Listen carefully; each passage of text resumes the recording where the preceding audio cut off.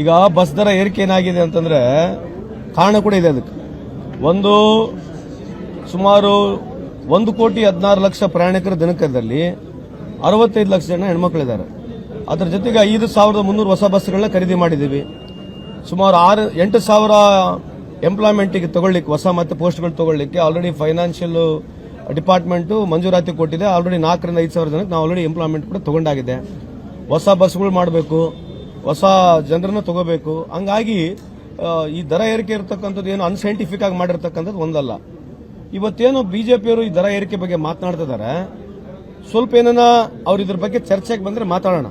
ನಾನು ಬಹಳ ಸಲ ಮಾತನಾಡಿದ್ದೆ. ಯಾಕೆ ಆಗ್ತಾ ಇದೆ ಅಂತಂದ್ರೆ, ಡೀಸೆಲ್ ಪೆಟ್ರೋಲ್ ಇವತ್ತು ಕೇಂದ್ರ ಸರ್ಕಾರ ಮನಸ್ಸು ಮಾಡಿದ್ರೆ ಅವರು 40 ರೂಪಾಯಿಗೆ 30 ರೂಪಾಯಿ ಕೊಡಬಹುದು.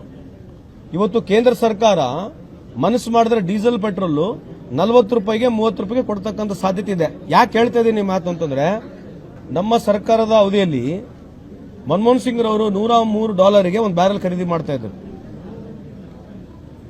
ಅವರು 90,000 ಕೋಟಿ ಸಬ್ಸಿಡಿ ಕೊಡ್ತಾ ಇದ್ರು. 2004 ರಿಂದ 2014 ಬಹಳ ಪ್ರಮುಖವಾದಂತ ವಿಷಯ ಇದೆ. ನಾನು ಆರೋಪ ಮಾಡ್ತಾ ಇಲ್ಲ. It is very important. ಯಾಕಂದ್ರೆ ಇದು ನಮ್ಮ ದೇಶದ ಬೆನ್ನೆಲುಬು. ಯಾವಾಗ ಡೀಸೆಲ್ ಪೆಟ್ರೋಲ್ ಜಾಸ್ತಿ ಆಗುತ್ತೆ, ಎಲ್ಲಾ ವಸ್ತುಗಳು ದುಬಾರಿ ಆಗ್ಬಿಡ್ತವೆ. ಕಾಯಿಪಲ್ಯ ಮಾರೋನಿಗೆ, ರೈತನಿಗೆ ಅಲ್ಲಿ ಏನು ಭೂಮಿ ಮೇಲೆ ಸಿಗುತ್ತೆ ಅಷ್ಟೇ ಸಿಗುತ್ತೆ. ಟ್ರಾನ್ಸ್ಪೋರ್ಟೇಷನ್ ಜಾಸ್ತಿ ಆಗುತ್ತೆ.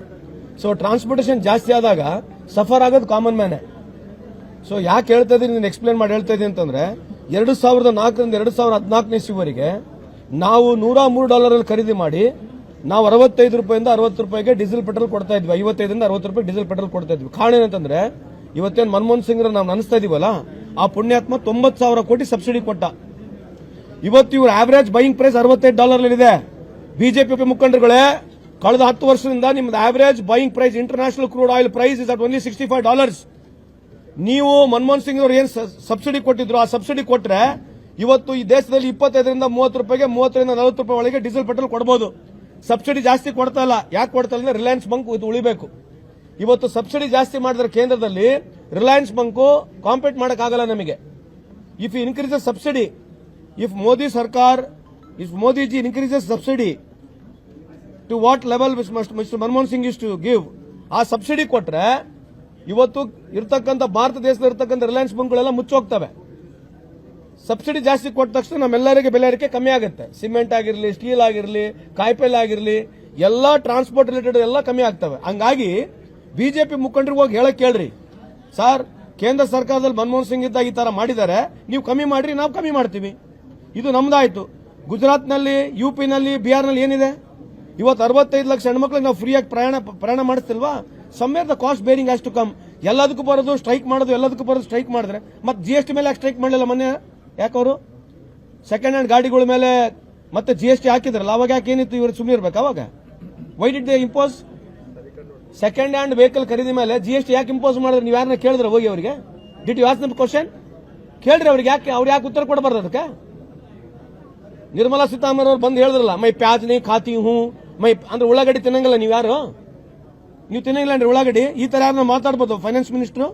ಅದು ಪಾರ್ಲಿಮೆಂಟ್ ಅಲ್ಲಿ ಹೇಳ್ತಾರೆ, I don't come from such family where I will not eat onion, ಮೈ ಪ್ಯಾಜ್ ನೀ ಖಾತಿ. ಈ ತರ ಹೇಳೋ ಆರ್ಕಿ ಉತ್ತರ ಹೇಳೋಬಿಡೋದಾ? ಏನ್ ಇವ್ರು ಏನ್ ಮಾತಾಡಿದ್ರೆ ನಡೀತೇನ್ರಿ? ನೋಡ್ರಿ, ಈ ದೇಶ ಕೊಳ್ಳೆ ಹೊಡಿತಕ್ಕಂಥ ಕೆಲಸ ಬಿಜೆಪಿ ಮಾಡ್ತಾ ಇದೆ. ಕೇಂದ್ರ ಸರ್ಕಾರದ ದುಬಾರಿ ಏನು ಆಗಿರ್ತಕ್ಕಂಥ ಈ ರಾಜ್ಯಗಳು ಸಫರ್ ಆಗ್ತಕ್ಕಂಥದ್ದು ಬಿಕಾಸ್ ಆಫ್ ಸೆಂಟ್ರಲ್ ಗವರ್ಮೆಂಟ್ ಪಾಲಿಸಿನೇ. ನಾಳೆ ಸಬ್ಸಿಡಿ ಜಾಸ್ತಿ ಮಾಡಿಕೊಡ್ರಿ.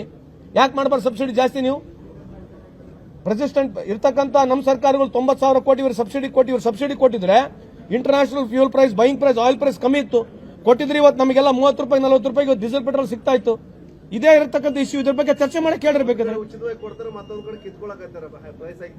ಏನ್ ಉಚಿತವಾಗಿ ಕೊಡ್ತಾರೆ? ಏನ್ ಪ್ರೈಸ್ ಅಪ್ಪ? ಅಲ್ರಿ, ನಾವು ಕೊಟ್ಟಾರ ಕೊಡ್ತಿದ್ವಿ, ಇವ್ರೇನ್ ಕೊಟ್ಟಾರ? ಬರೀ ಕಿತ್ಕೊಳ್ಳೋದೇ ಐತಲ್ಲ ಇವ್ರದ್ದು. ನಾವು ಏನನ್ನ ಕೊಟ್ಟಾರ ಕೊಟ್ಟಿದ್ವಿ, ಇವ್ರೇನ್ ಕೊಟ್ಟಿದ್ದಾರೆ? ಇವ್ರೇನನ್ನ ಕೊಟ್ಟಿದ್ದಾರೆ ಇಲ್ಲಿವರೆಗೆ? ಯಾವ್ದನ್ನ ಫ್ರೀ ಬೀಸ್ ಇದೆ ಅವ್ರದ್ದು?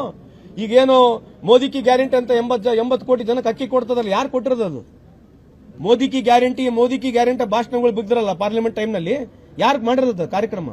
ಈ ದೇಶದಲ್ಲಿ 1,10,000 ಕೋಟಿ 1,10,000 crores ಏನು ಕೇಂದ್ರದಲ್ಲಿ ಬಜೆಟ್ ಇಟ್ಟು ಆಹಾರ ಭದ್ರತೆ ಕಾನೂನು ಅಂತಂದ್ರು. ಈ ದೇಶದಲ್ಲಿ ಯಾರು ಬಡವರು ಹಸುವಿನಿಂದ ಮಲಗಬಾರದು ಅಂತೇಳಿ ಶ್ರೀಮತಿ ಸೋನಿಯಾ ಗಾಂಧಿ ನೇತೃತ್ವದಲ್ಲಿರ್ತಕ್ಕಂಥ UPA ಸರ್ಕಾರ, ಮನಮೋಹನ್ ಸಿಂಗ್ ರವರು ತಂದಿರತಕ್ಕಂಥ ಕಾನೂನು.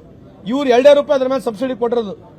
2 ರೂಪಾಯಿ ಒಂದು ಕೆಜಿ ಮೇಲೆ ಅಕ್ಕಿ ಕೊಟ್ಟು 20,000 ಕೋಟಿ ಪಬ್ಲಿಸಿಟಿ ತಗೊಂಡು ಓಟ್ ತಗೊಂಡ್ಬಿಟ್ರೆ ಪುಣ್ಯಾತ್ಮ. ಇದ್ರ ಬಗ್ಗೆ ಚರ್ಚೆ ಮಾಡ್ತಾರಾ? ಸುಮ್ಮನೆ ಏನೋ ರೀ, ನೀವು ಬಿಜೆಪಿಗಳು ಕೇಳ್ರಿ ಸರ್. 2004ರಿಂದ 2014 ಇಸ್ವಿವರೆಗೆ ಕೇಂದ್ರದಲ್ಲಿರ್ತಕ್ಕಂಥ UPA1 UPA2 ಸರ್ಕಾರಿ ಸಬ್ಸಿಡಿ ಕೊಟ್ಟಿದೆ. ನೀವ್ಯಾಕೆ ಸಬ್ಸಿಡಿ ಕೊಡಬಾರ್ದು? ಆಮೇಲೆ ನೀವು GST ನಲ್ಲಿ ತಗೊಂಡಿರ್ತಕ್ಕಂಥ ತೆರಿಗೆಗಳು, ಅವಾಗಿರ್ತಕ್ಕಂಥ ಬಡ್ಜೆಟ್ ಸೈಜ್ 25 ಲಕ್ಷ ಕೋಟಿ ಇತ್ತು, ಇವತ್ತು 45 ಲಕ್ಷ ಕೋಟಿ ಬಡ್ಜೆಟ್ ಸೈಜ್ ಆಗಿದೆ. ಯಾಕೆ ಸಬ್ಸಿಡಿ ಜಾಸ್ತಿ ಕೊಡ್ತಾ ಇಲ್ಲ?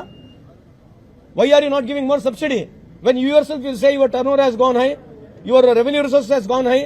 ರೆವಿನ್ಯೂ ರಿಸೋರ್ಸಸ್ ಕೇಂದ್ರ ಸರ್ಕಾರಕ್ಕೆ ಜಾಸ್ತಿ ಆದ್ಮೇಲೆ ನೀವ್ಯಾಕೆ ಸಬ್ಸಿಡಿ ಕೊಡ್ತಾ ಇಲ್ಲ? Why are you not giving? ಹೆಚ್ಚಿನ ವಿಡಿಯೋಗಳಿಗೆ ಪ್ರತಿಧ್ವನಿ ಯೂಟ್ಯೂಬ್ ಚಾನೆಲ್ ಸಬ್ಸ್ಕ್ರೈಬ್ ಮಾಡಿ, ಬೆಲ್ ಐಕಾನ್ ಕ್ಲಿಕ್ ಮಾಡಿ.